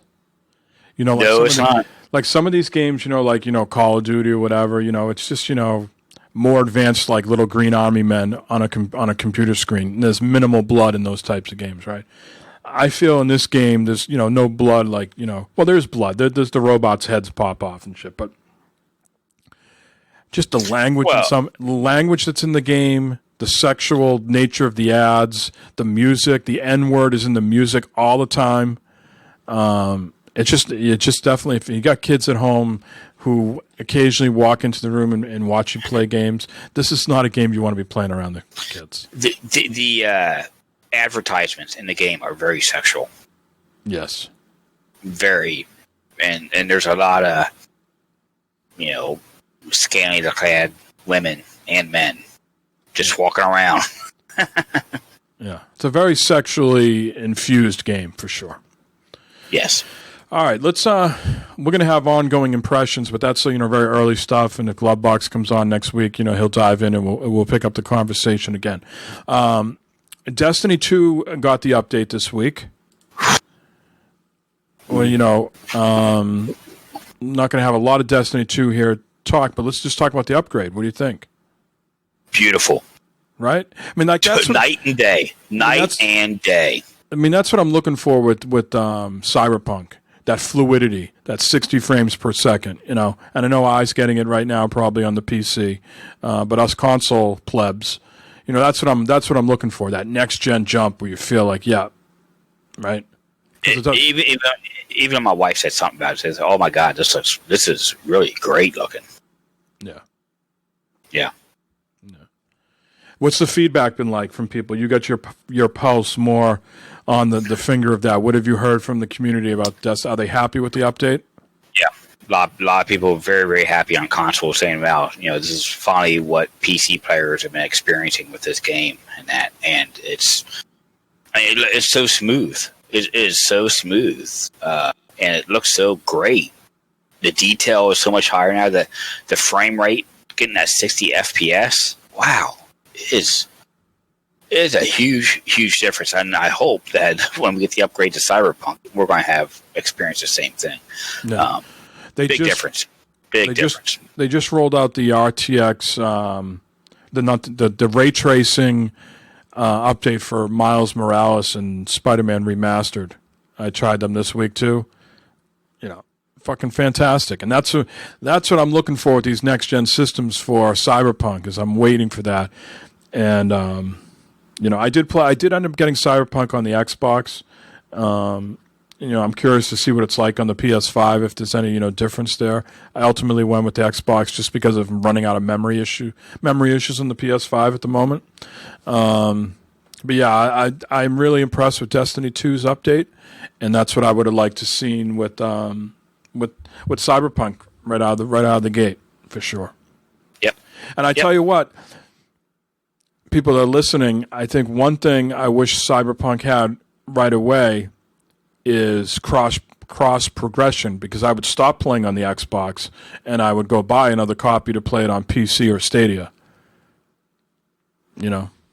I would stop in my tracks and I would say, hey, at least if my save comes over, I'll drop another $60 and I'll buy it somewhere else where I can get the next gen update now. Because you've got the computer that would be able to run it, right? I mean, I got a computer. It's got a 1080 in it. It would do it. It would certainly look better, I think, than the Xbox. I don't know. I mean, the Xbox is like what? What did they say? The Xbox is more like 2070 cards. Yeah. So I don't. Yeah, 2070, 2080, right? Yeah. Yeah, but I could definitely run it on my monitors here. At the 120 hertz. My monitors are 1080p with 144 hertz. I have Acer Predator monitors. So. Yeah. Yeah, we're gonna talk about that. Drips in the news in just a minute here about that particular item. But overall, Destiny 2. One thing. Huge update. One thing is, I feel like the systems are more powerful than that game. I get a lot of black screens on that game right now, where I feel like the game can't keep up with the power of the system, and I feel like a cutscene is about to happen or just ended, and all of a sudden I got a black screen. It's tough to put into words, but it felt very abrupt at the end of the main story of the new expansion, the way it ended. The lady was talking, whatever, and then boom, black screen. I'm like, what's going on here? Now I've noticed some things pop up faster, and the game can't keep up, and it's like, wait, what was it? What was that? And then it's gone. Yeah. Well, okay. Yeah. So we're going to keep slugging away at that. You're the Destiny 2 guy. Me, I'm just, I'm not really in it for the grind. I'm just in it to do the main story stuff and the quest. I'm not doing, not into the whole grind aspect like you are. But I'm curious to see how much of it falls off for you now that you're going to have Cyberpunk. Yeah, you're not a guy that's just got all this free time. You got a full-time job. You do like to spend time with Barb and putzing around in your garage. I assume I'm just giving you the benefit of the doubt that nights you're not on. Maybe you're just asleep on the couch. Maybe you're in the same room. Maybe you're in the same room with each other, but you just fell asleep. Pretty much. Yeah.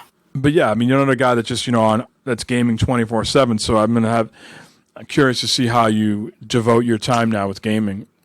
Well, it's going to be tough because they had, I think this coming week, the Dawning, which is a holiday event, starts up on Destiny. So I'll get to, bake cookies and stuff and deliver cookies around the galaxy.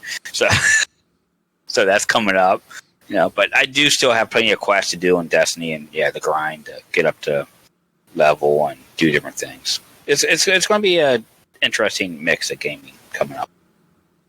All right. Let's just jump right into the news. We're running long here. We got 4 or 5 topics. Drips just mentioned this, that Sony has begun refunding unhappy Cyberpunk 2070 fans on the PlayStation 4. And according to Kotaku, it is not just Sony, it's also Xbox, Microsoft, Steam is also. So on Twitter, there's a Cyberbug 2077 hashtag. So this person on Reddit said, I had to file a support claim online and sit on hold for over an hour to speak with someone. However, they were quick to issue the refund and then delete the game off my library. The post alleged that Sony was issuing a business complaint to CD Projekt Red about the issues, but at this time there's been no confirmation of this claim. Person said, I spent an hour on the phone after being denied by the chatbot, and I got my refund. Shout out to the user SirPanic12 for the advice on mentioning the game crashing and not being able to progress further. That's pretty much all I had to say. I mean, hey, I think it's very fair that if you're on an Xbox One, you're on an Xbox One S, even the One X, maybe. If you're on those first iterations, OG Xbox, OG PlayStation 4, and the game, just can't run for you, and you're stuck, and it's just faces are all like melted looking, and it's just not fun for you, and you can't do much. I think that's well within reason. You know what I mean? I think there's going to be a percentage of people that are going to ruin this, that are going to be like, you know what, I'm playing this on the Xbox Series X, or I'm on the Xbox One X, and it just doesn't look like next gen, so I want my money, and maybe I'll think about it later and buying it. I hope Sony and Microsoft just don't cave to those people. I hope they just say, you know what, we're seeing a lot of bad reports on the older systems, and we'll give you your money back, but if you're on a Series X, you knew what you were getting into, and, go pound sand. Yeah, I can see, yeah. Yep, I can see, last gen, PS4. Yeah. And Xbox. But yeah, as far as PS5 and Series X, and even people on Steam. Steam would be a tough one because you would know and figure that you got to have a pretty powerful rig or something to play this. Yeah. Or you're going to be turning your settings down. Yeah. Your son, he got it on PS4 Pro, right? He didn't get it on his laptop, right? Yeah, and he got a update Friday night. Yeah, everybody got the update except Xbox. Xbox was yesterday. And he said ever since then it's been playing a lot better for him. It's been better. Cool. Moving on, PlayStation 5 has the biggest console launch month in U.S. history. Nice. That is awesome. The PlayStation 5 was November 2020's best-selling hardware platform in consumer spending, and it had the highest launch month unit in dollar sales for a video game hardware platform in U.S. history, breaking the previous record held by the PlayStation 4 in November 2013. As reported by the NPD Group, even though the PS5 broke those records, the Nintendo Switch was still the best-selling hardware platform in November 2020 in units sold, extending its streak to a record 24 consecutive months. Congrats to them. That is awesome. Yeah. Not Assassin's Creed. Call of Duty Black Ops Cold War was November 2020's best-selling game and has already become the best-selling game of the year, beating out Call of Duty Modern Warfare. This is the 13th consecutive year that a Call of Duty game has been the best-selling game of its launch month. In November 2007, Guitar Hero 3 Legends of Rock surpassed Call of Duty 4 Modern Warfare. That was the last time, 2007. Let's talk about the Game Awards, Matt. Did you watch the show? I did. I watched along with Gathalion on Facebook. It was nice. You know, it was a little different this year, everything going on, but it was very good. I'm going to show a few games here that I thought, caught my eye here. This first game is Crimson Desert. Play a little of this here on the screen as we talk about it. This is a, would you say, fantasy type? At first, I think I was gone for a little bit. I had to do some family Christmas stuff, and I came back. I thought this was going to be the new Skyrim when they started showing us. I was like, holy shit, this is the new Skyrim. But this Crimson Desert focuses on mercenaries coming out, I want to say 2021, but maybe 2022. Probably get delayed, imagine. But yeah, this looks next gen. This looks like, this looks pretty hot. It's coming out on PC and the consoles. It's got a Skyrim, Assassin's Creed feel to it. Yep, Witcher, Tsushima, So I was pleasantly surprised. I mean, this is a 5.5 minute. We're not going to watch it all, but it was a 5.5 minute video clip of this. I'm not familiar with the developer, Pearl Abyss. I've never heard of them before. I'm not sure if this is like a studio made up of industry veterans or if it's just a brand new studio of unknowns. But this is all gameplay that we're watching here. We're not watching anything like CG or cutscenes and shit. This is all stuff that you're playing in the game as. It looks. Yeah, it seems pretty smooth. It seems So this was a puzzle aspect to it and everything. Yeah, fucking riding on a dragon at the end. I mean, what the fuck? Yeah, hell yeah, man. I mean, this. You know what this reminds me of a little bit? This reminds me of that demo. Remember a couple months back we had that demo of the Unreal Engine 5 that we showed? Yes. Mm-hmm. This looks like a little bit of that type of shit going on here, doesn't it? Yeah. So that was one to keep my eye on, was this particular one. Next one, Back for Blood. Okay, this is by Turtle Rock Studios. These are the people that created the first Left 4 Dead game. Okay, and Valve, for whatever reason, is not making another Left 4 Dead game. And so these guys, want to make a Left 4 Dead. They made Evolve in between the first Left 4 Dead and now that they were working on Evolve. But now they're making this game, Back for Blood, and it's coming out in alpha on PC in just a few weeks. And this is coming to PC and consoles as well. It's just, the spiritual successor to Left 4 Dead. And, we're watching gameplay here of it. This is Left 4 Dead. Coming out of the room like that and shit. I mean, this is... Yeah. So these are the guys that were created. It's not, someone just trying to capitalize off on that. This is what their roots are. So, it looks pretty... We'll have ourselves a new game night game here.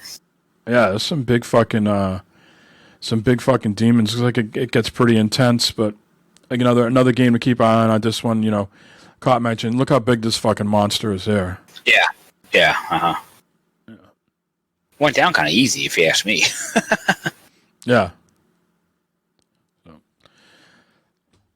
we'll see what happens with that. Like I said, the alpha is coming out in just a week or two, I believe, and then it will go to closed beta or something like that. And then I think it's coming out June of this year.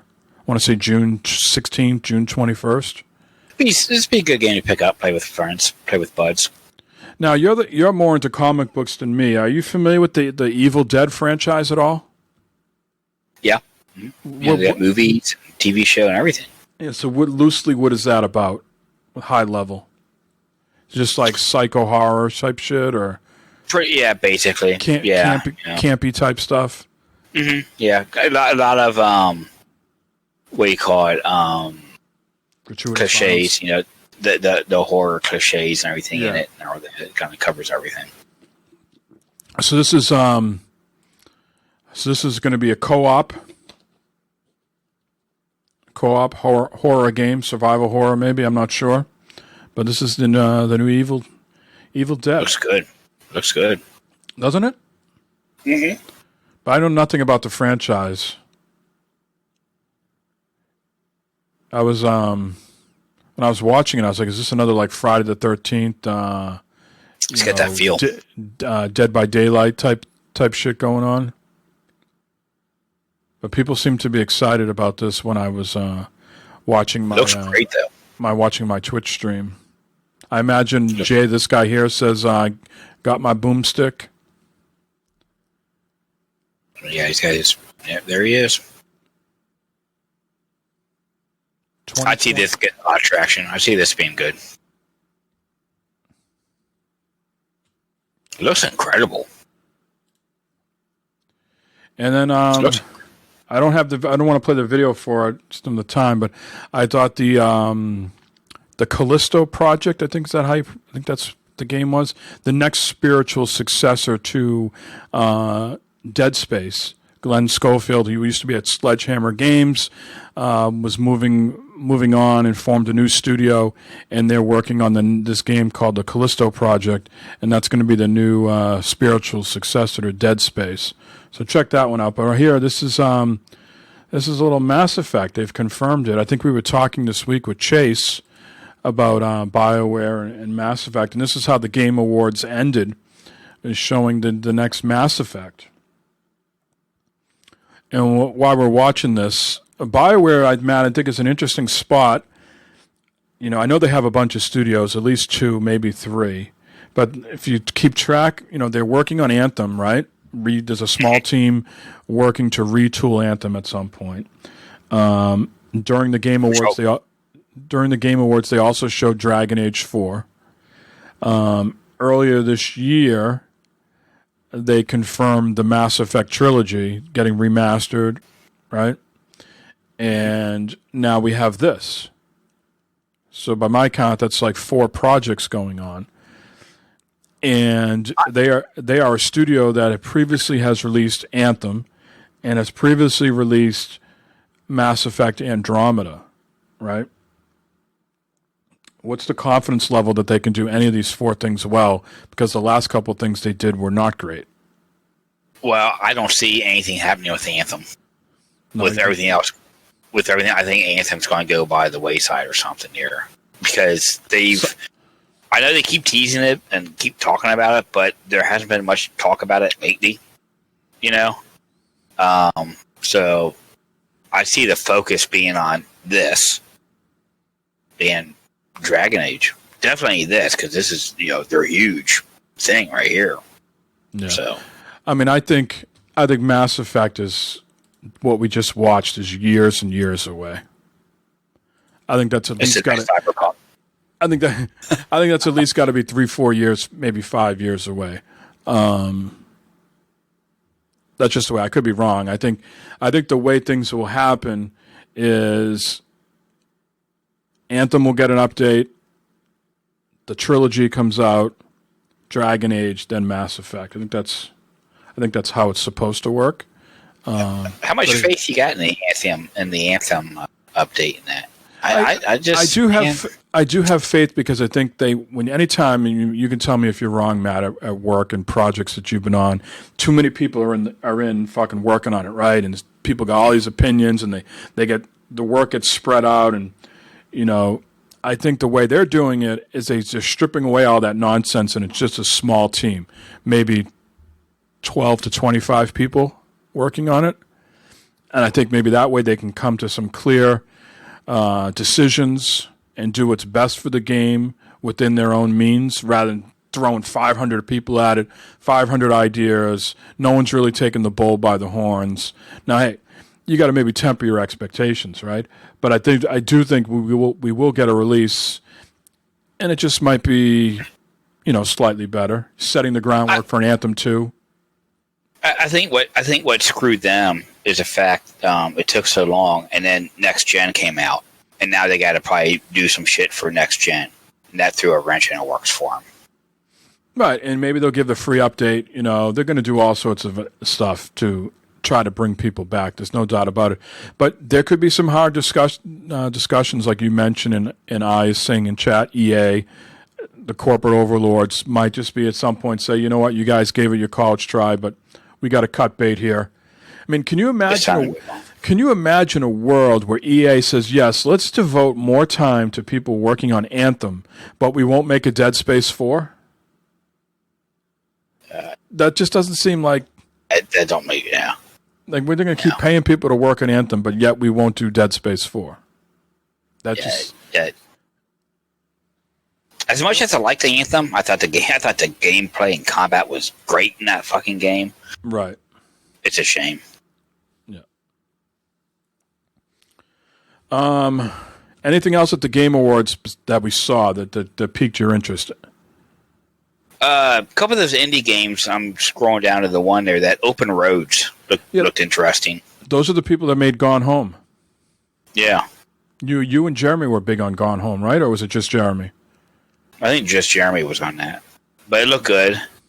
That looked good. And then the Swedish Chef, cute little game. Orgy Borgy Borg. Burger, burger, burger. I think a lot of people like it. It's not my thing, but that Arc 2 with fucking Vin Diesel. With Vin Diesel? I can't tell. Is he actually in the game, or was that just for the fucking thing? I don't know, man. I don't know. Like Arc is a very deep game. Like, is Arc 2 going to be more like Horizon Zero Dawn? I couldn't get a feel if like they were putting us on like. That's what it seemed like. Someone's throwing a lot of fucking money at that game. They're doing like an animated series. They're doing Arc 2. There was like a whole bunch of Arc news coming out there. I know they made a lot of money when that game first came out, and then they kept on doing updates. It was very popular. You know why, Matt, right? I have servers because I play with friends. Exactly. That's exactly what. That dude was all over that game. Yep, he was. Lucky Phantasm was all over that shit. Yep. And the only other thing kind of caught my eye now, which we haven't played in a while, Fall Guys. Yep. They announced season 3. So. We got to talk about what Xbox did. Perfect Dark. Do you know much about Perfect Dark? Did you play Perfect Dark on the N64? Perfect Dark Zero. So Xbox finally revealed their top studio, the Initiative. That's supposedly be their like AAA, quadruple A flagship studio, top of the line, and they're working on the next Perfect Dark game. They didn't give really like an announcement. It was all like CG, story arc type stuff. But that they finally revealed that the mystery is out of what the Initiative is working on. Sometimes that's half the battle, just getting the name out there, and build up the hype that way. So now Xbox has got to, I really hope they don't meddle with the Initiative and they just let them go off and build this fucking game. Because I think Phil has got a poor track record when he gets involved in some of these games. And I don't think they can afford to have their top-tier studio do like a 12 to 15-hour narrative story game. I think this thing's got to be a meaty fucking game, And I hate to put dollars behind game length because I don't think they always correlate. But I do think if this is your flagship game, it's really got to be all out, balls out, and it can't be something you can digest in a weekend. It's got to be something meaty. Yeah. Yeah, they look good. Yeah. But I'm not familiar with the franchise or anything like that. But it's like, man, it don't look bad. Yeah. 2 stories left. Quickly, the Game Award winners. Is there any shock to you? Last of Us Part 2 kicked ass and, took names. They pretty much won everything, right? Yeah. Hades won a couple things, like I said they would. Best action game, best indie game. Tsushima won best art direction. But yeah, Last of Us Part 2 just absolutely obliterated. It won, obviously they won Game of the Year, best game direction, best narrative, best audio design, best performance. And I would just like to say best dress went to that chick that was wearing it that night, too. That nice looking, cute little brunette. Oh, the girl from IGN? Yeah? Yeah. Mm-hmm. You were into that, huh? I was a little smitten. So yeah, I thought Jeff did a nice job with the Game Awards. So I mean, it's a hell of a thing to do any given year, but during the pandemic, doing all that shit remote was it was a good show. Check it. I think it's about 3 hours long though, right? It was a pretty it was long. Yeah. And yeah, started 7, went to 10 or something like that. Yeah. And the last bit of news here is Halo Infinite is releasing. They've given a release window, and it's going to come out fall 2021. So it's almost being delayed by a year in a couple months. Now, again... I'll tell you what, that game better fucking bring it. I am worried about this game. Again, what I just talked about with the initiative. I am worried about this game because this guy, Joe Staten, who took over the direction, he's like now the creative director on the game. He went on to say, I believe in this article, that one of the first things he did in the first week or so that he was back is that he played through Halo Infinite twice over like a week span. All right, so you can play it twice in a week. That's not what I want, from Halo. That's kind of the wrong thing to say, ain't it? So what are you telling me? This game is like 8 to 12 hours long? Again, I don't want to say like games have to be 100 hours long because I spent $60 and need to get every bang I can for my dollar. Sure, if you do the math, I played a 12-hour game and I paid $60 for it. I got a hell of a deal in entertainment per hour, right? But I still think an open-world Halo game, next-gen, has to exceed all expectations of previous games and then deliver on it. It can't just be this, linear narrative thing that I can get done in ho-hum 8 to 12 hours, 15 hours. Well, I think granted, this new Halo is supposed to be, big, massive, open world thing. But I think, like Call of Duty is 6-7 hour campaign. The main point of Call of Duty is the multiplayer. Yeah, is that? And I think the same thing with Halo. The big thing is going to be the multiplayer. I don't like Halo multiplayer. I don't like it. It's so dry, right? Yeah, it's just. It's not my jam at all. IAS, he's never really played any of them. I've played all the Halo campaigns. I had to go back and play a bunch of the older ones, but I think I've definitely played 4 or 5 Reach, and then all of them. I mean, I haven't done like the RTS type shit, but just the main story ones I played. Yeah, I just think it's supposed to be open world ish.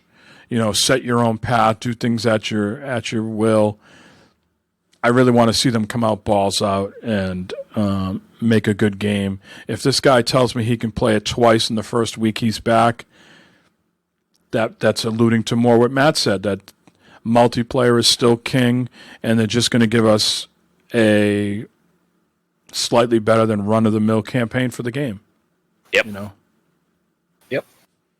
And the multiplayer is going to be free, and you're going to have to buy the game if you want to play the campaign. I can see that. I feel like we've given the children enough to listen to this week, Matt. We got we've given them a lot of Cyberpunk stuff to digest. Anything else you feel that we've missed that we need to discuss? I think we covered all the bases tonight. We talked about the Destiny update, Cyberpunk. It's pretty much the real world shit going on right now. So, yeah. I saw RoboPig today. He picked up the PC he was working on for my son, and we were just talking about real world stuff. And I was like, yeah, it just pushes me further into games, where I can play games where the shit's just gone to hell in the fake world, like Cyberpunk. Yeah. I looked at this week. There's no new really releases. I don't think much is coming out between now and the end of the year, so nothing really to call out there. So we'll just continue playing Cyberpunk and give you guys more impressions over the next couple of weeks. Eric will be back next week, so he can let us know what he's thinking. But let's wrap this up, man. Any shout-outs, plugs, comments? Everybody in chat. Yeah, everybody in chat, man. Thank you very much for coming in, interacting with us tonight. It's a lot of fun. Ian Hale, thank you for getting on earlier and talking through some Cyberpunk stuff, and that was very helpful. Would recommend anybody to do that. We want to give out I's number. Has he got like a 24-hour hotline? If you're recommending that anybody do that, I'm pretty sure it's 555-285-2255. Give that number a call. See what happens. I don't know. Anyways, yeah, and Santa Claus is coming soon, so everyone better be nice. Don't be naughty. Yeah, it's too late. I'm going to be naughty in about a half hour, 45 minutes. Yeah, shout outs. What is he saying here? 867-5309. Anybody? I'm not sure. No terrible topics tonight. I don't think we're already. No. It's already 11. We're already past Matt's bedtime. He's got to, he's got to get the cats. The cat's waiting for me to go to bed. Yeah. Do they sleep in bed with you or no? No. No. The door's shut. You don't let them in. No, the door's open, but he sleeps. He's got a great big giant beanbag. He sleeps in upstairs. He's got a beanbag, great big old beanbag. He sleeps in. Yeah. Yeah, he gets all snugged in that. Then the other cat sleeps in my youngest room on the lower bunk. The other cat sleeps in that. Nice.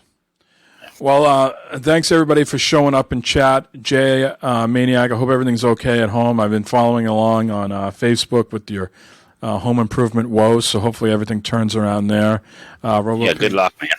RoboPig, if you're in chat at all, thanks again for the PC work. I appreciate that. Thanks for all the subs and biddies and being here every week, just like everybody else. We really appreciate it. This has been 144. Next week will be 145. Eric will be back, hopefully, and we'll hear from him. Until then, don't forget Christmas is coming up. Buy your favorite family and friends a gift. Fuck that.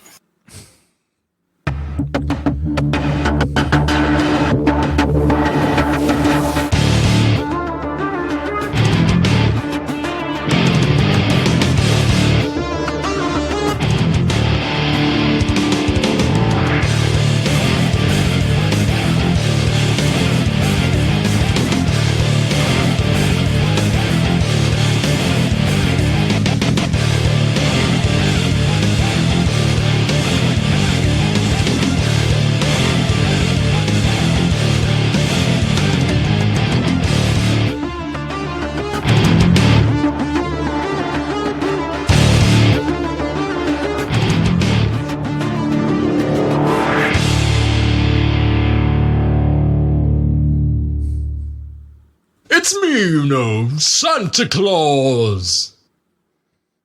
Goodbye.